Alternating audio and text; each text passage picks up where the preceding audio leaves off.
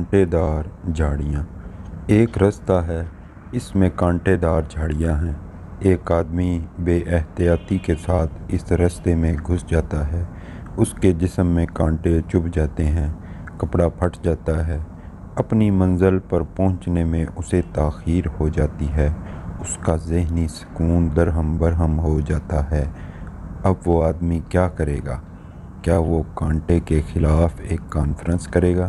کانٹے کے بارے میں دھواں دھار بیانات شائع کرے گا؟ وہ اقوام متحدہ سے مطالبہ کرے گا کہ دنیا کے تمام درختوں سے کانٹے کا وجود ختم کر دیا جائے تاکہ آئندہ کوئی مسافر کانٹے کے مسئلے سے دوچار نہ ہو۔ کوئی سنجیدہ اور باہوش انسان کبھی ایسا نہیں کر سکتا۔ اس کے برعکس وہ صرف یہ کرے گا کہ وہ اپنی نادانی کا احساس کرے گا۔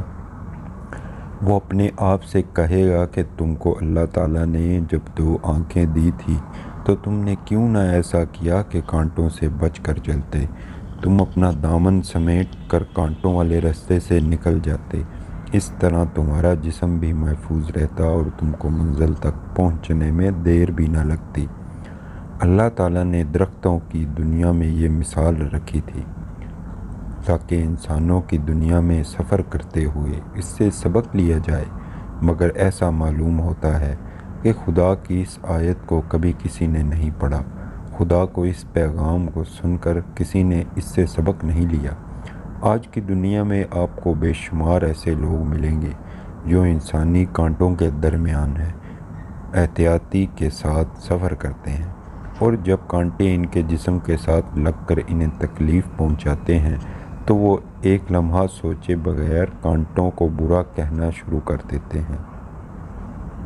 وہ اپنی ناکامی کو دوسروں کے خانہ میں ڈالنے کی بے فائدہ کوشش کرنے لگتے ہیں۔ ایسے تمام لوگوں کو جاننا چاہیے کہ جس طرح درختوں کی دنیا سے کانٹے دار جھاڑیاں ختم نہیں کی جا سکتی، اسی طرح سماجی دنیا سے کانٹے دار انسان بھی ختم نہیں ہوں گے یہاں تک کہ قیامت آ جائے۔ اس دنیا میں محفوظ اور کامیاب زندگی کا راز کانٹے دار انسانوں سے بچ کر چلنا ہے۔ اس کے سوا ہر دوسرا طریقہ صرف بربادی میں اضافہ کرنے والا ہے، اس کے سوا کچھ نہیں۔